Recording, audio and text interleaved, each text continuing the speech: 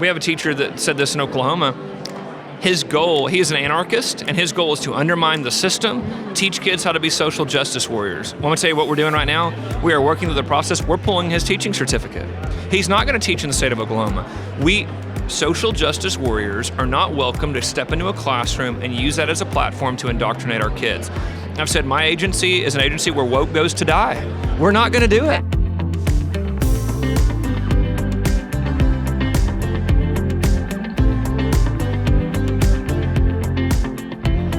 I've gotten to interview a lot of different people at CPAC, and I've met some amazing people. This is one of the most exciting people for me to meet, one of my heroes, a leader in the conservative educational movement. Ryan Walters, Superintendent of Instruction in Oklahoma. Ryan, how did you get into education, and tell us a little bit about your family. We'd like to learn a little bit about you when we start. Absolutely, and I love the Moms for Liberty. We had them at the Capitol this week, and I've done a lot of board meetings with them. They are fantastic, and we've got a great chapter in Oklahoma that are doing a major work. My background is I was a public school teacher. That was my background in a rural community in Oklahoma. And as I kind of continued doing this for years, I was a teacher of the year, and I kind of got more involved with policy. And as time went on, I just began to, get more and more frustrated with an education system that wasn't meeting the needs of all learners, wasn't involving parents as much as they should, wasn't rewarding excellence, frankly. I saw the lowering of expectations on our kids. So it got me to be more politically involved. And ultimately, I've got at home right now a 7-year-old, a 5-year-old, a 3-year-old, and a 1-year-old. 4 too. I got 4. Yeah, we both got the 4. It's a club. Good. And when you become a parent, you view things differently as well. And so for me, I always, as a teacher, did all I could to involve parents. Right. I tried to have, as much communication with parents, as much transparency with parents as possible. I put every assignment on my website before school even started and would always tell parents, here's everything we do. Please look at it. Please get involved. Please give me feedback. Because this is the secret of success, is you got a good teacher that's engaged with parents, and there's this close bond there. Well, these kids can learn, exponentially more if we do it this way. And so that got me to get more involved, and frankly, as I got more involved, I was appointed by the governor to be the Secretary of Education, which is a cabinet-level role, right in the middle of COVID. And it really opened everyone's eyes to, I go around the state and talk to moms. They want schools open. They feel comfortable with it. They feel safe with it. Teachers union says no.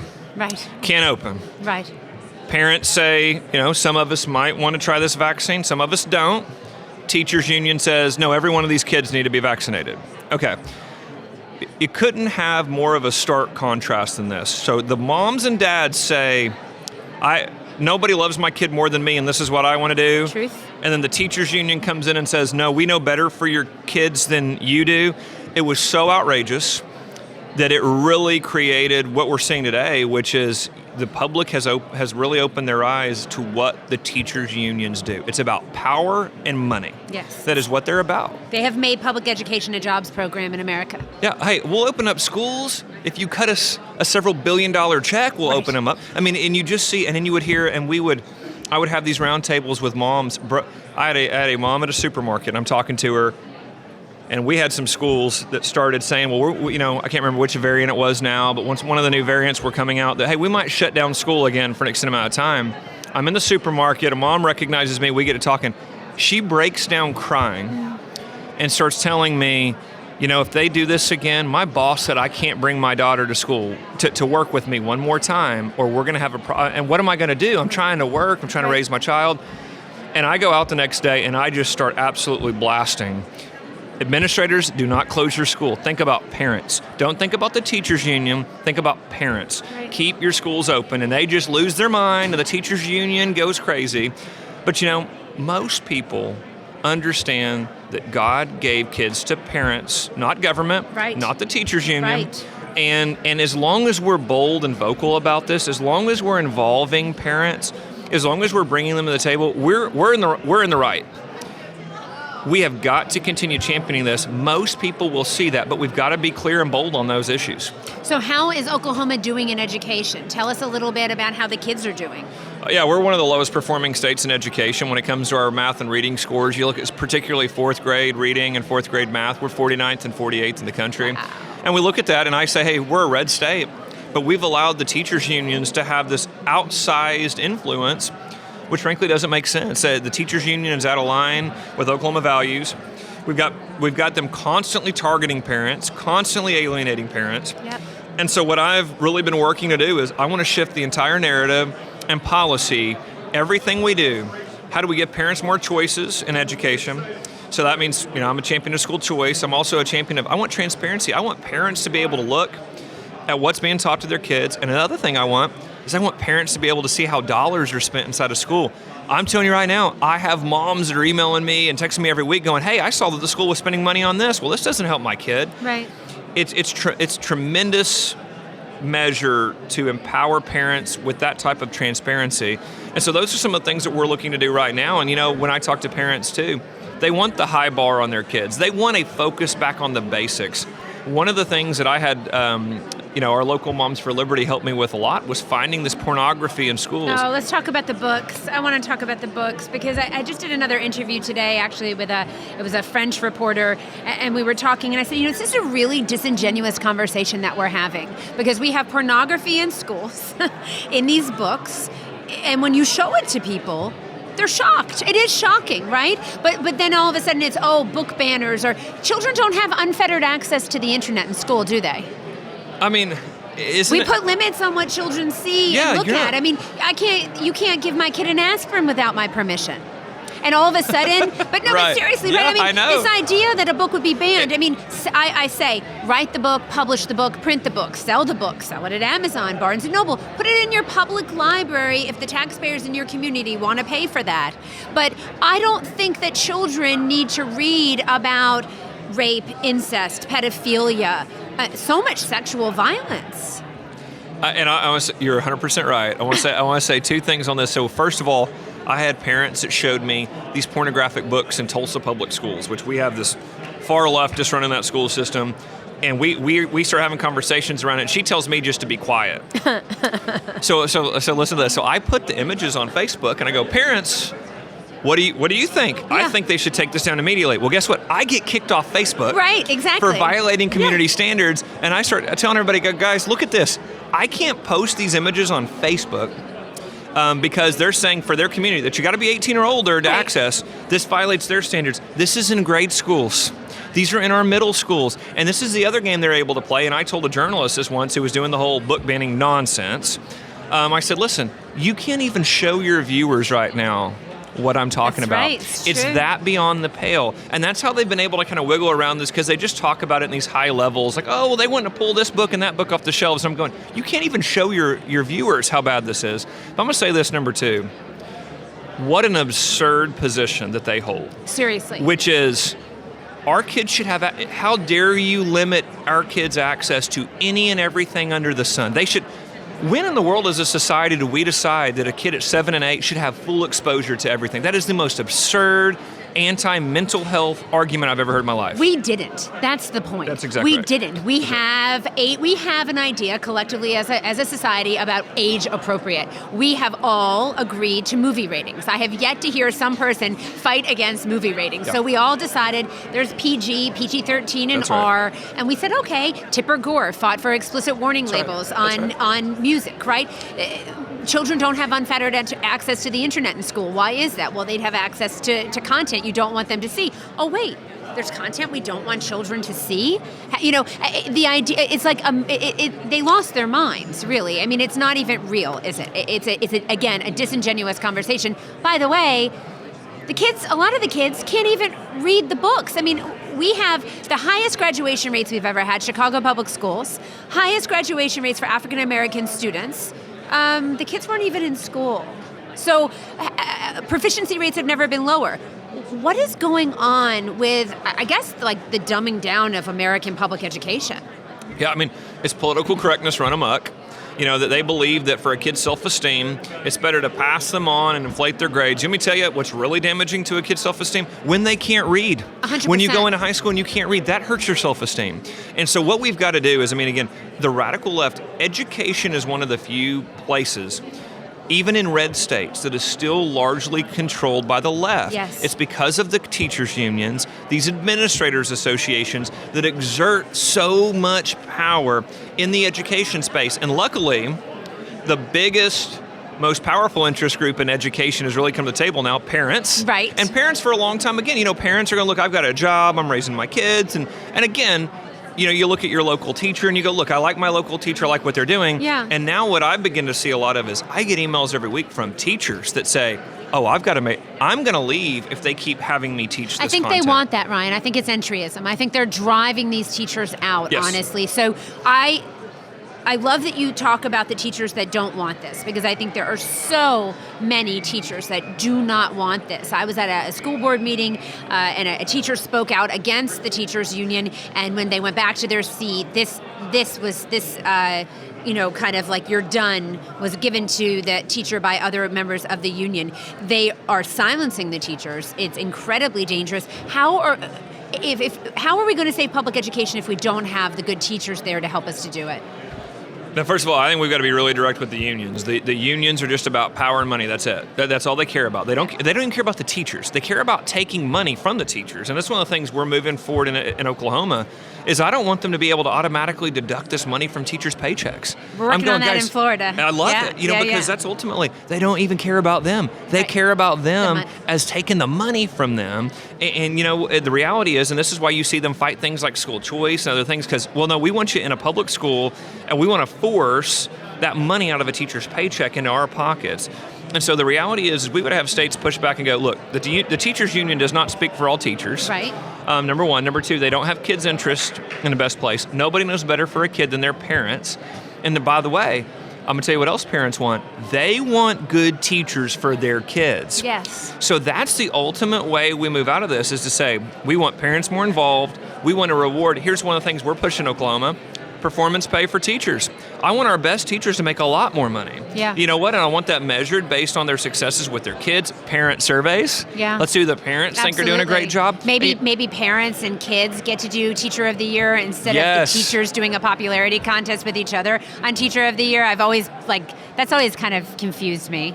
We are working on that too. You're precisely right. Awesome. Because when you start, and that's how we get good policy, is we start bringing the power to parents. We start thinking of ways to better and improve education through the ideas that come from parents, because they have that holistic view of their child more than anybody else does. And so you start going down that road, and then I think what you're going to find is great teachers aligning with parents. Yeah. And this movement to finally force the issues as to where they should be, which is, how do we get every student to have the best education for them as an individual? That's the other thing I want to point out. Our education system for far too long has just treated children as like a monolithic, we all do this for every single kid. Well, no. Kids are different. They're unique. God created us all that way. So we need to make sure that kids have unique pathways. I have parents all the time that say, well, I want my kid to, do a shop class, or I want my kid to do an early college class, or I want my kid to do this work internship so they can see what work is like in this type of industry. We've got to open up all these opportunities and say, Mom, Dad, you know best. We're going to provide you this suite of options you choose for your kids, so that every kid has that individual pathway for success. That's awesome. We have government schools. They are government schools. Teachers are government actors, right? They don't have the right to free speech. You watch libs of TikTok. I don't know anyone that gets to bring their whole self to work like some of these teachers are, right? Here's my pride flag. Let's say a pledge of allegiance to the pride flag, whatever it is. Talking about their personal lives in the classroom. Some have just gone way, way too far. Some of the arguments that I have heard have been around this idea of academic freedom or intellectual freedom, something that exists in the higher ed space but has absolutely no place in K through 12 schools. Can we talk about the right to free speech in school, what the child's right to free speech is, right, versus the parent, and then also intellectual freedom and this idea of what is intellectual freedom and what is its place in K through 12? It's funny because, so when I ran for this position and was campaigning, I had the liberal media tried to pull examples of some of my former students, and they would say things like, well, we didn't even know if he was a Republican or Democrat, and try to use that to attack me. And I said, that's what it's supposed to be like. Right. I literally taught government and history classes to kids, and I gave them, hey, here's our history, here it is, here's the facts, here's the basics. here's the coverage of these politicians, and I did it in a way that at the end of the day, they didn't know what my political leaning was. Sure. We've moved so far from, I remember when even me as a teacher, I'd have a kid see me at the supermarket and go, "You have kids? You're married?" I mean, because you again, eat? Yeah. It's just this. It's like the zoo. Mr. Walters, Yeah. we didn't know that you eat. Yeah, this wasn't that long ago that it was just, you didn't go in. Now we've got teachers who want to talk about their sex lives with their kids. Well, and I feel like they've overcomplicated everything. I mean, this is common sense. So you're a teacher, you're gay, you have a spouse, and you have adopted children, or you have had children, and someone says, what did you do this weekend? You say, well, I spent time with my family, and oh, is that your family? Yes. That there are 2 mommies in your family? Yes. And then you say, and now we're going to get back to the lesson. And we had families look lots of different ways, Susie, and Sure. love is important. Like, just the common sense part of the conversations that we should be having when we're dealing with children Right. have been lost. And it's adults really very focused on adult stuff, but really forgetting about how kids think about things. And you spend a lot of time with kids. So give us a glimpse. Tooth Fairy, Santa. Yeah. Well, and I was teaching a class last year, even while the election's going on, while I'm serving in government, I still taught a government class. Wow. And I would tell kids, I'm not going to sit here and talk to you guys about the politics of what I'm doing. I'm here to talk about the lesson. And I can give you some examples of what's going on. But you can teach the content. And like you said, there's easy pivots back to, look, not during class time, I'm not going to talk to you about all these things. I'm here to talk to you about Disney World this. was very fun, but now we're talking about addition. And by the way, kids aren't, kids know what they're doing. Yeah. They're trying to get you off track. They're trying to get you to. So, like every teacher knows that. You got kids that come in every day, they go, I'm going to ask them about the game last night, or I'm going to ask. You keep the focus on what you're there to do. And it is, we talk about the absurdity of these arguments that the left is making.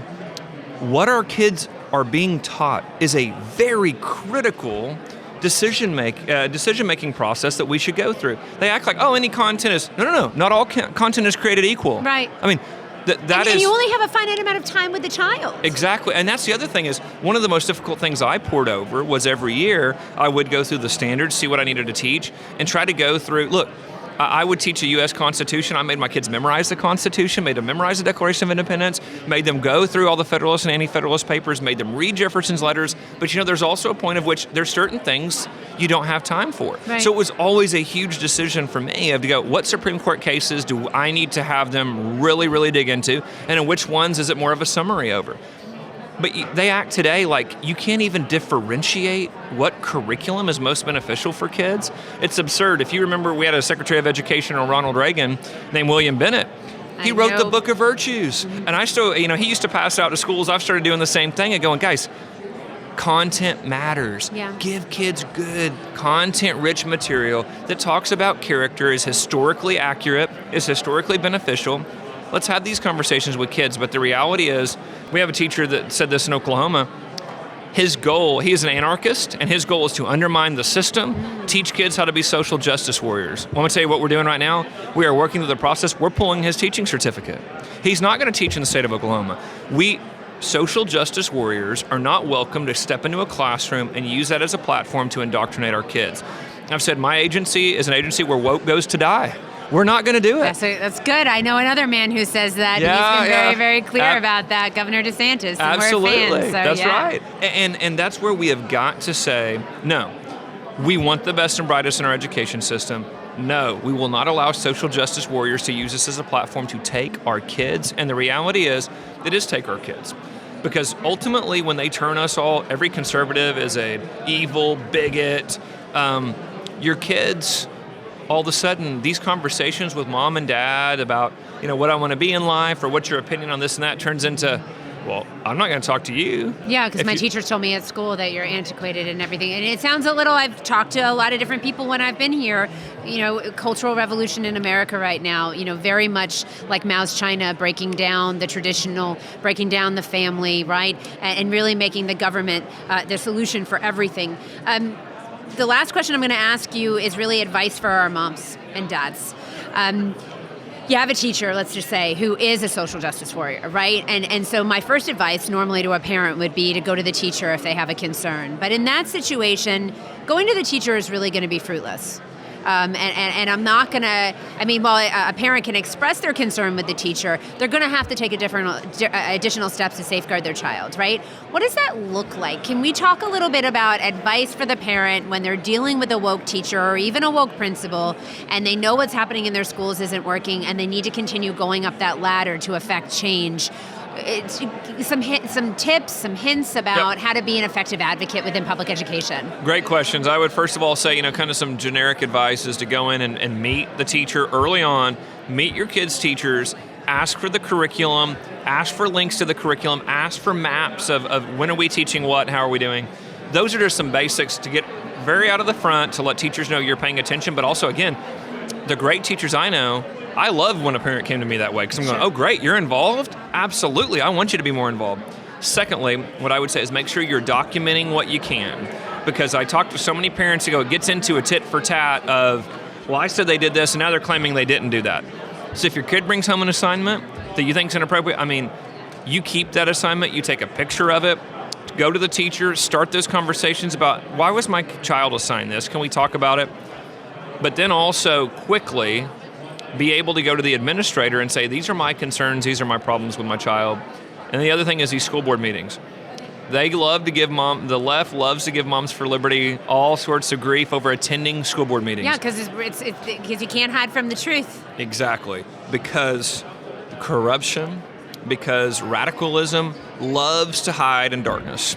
And when you bring up questions and when you find, and I've told people, we need to flip school boards, but I'm going to tell you, the difference just one good school board member makes. Yeah, I'd love to have a majority everywhere, but if you just have one good one that stands up in a school board meeting and goes, a mom wrote me this question and I'd like to know the answer to it, and they start asking those questions in board meetings, it makes a huge difference.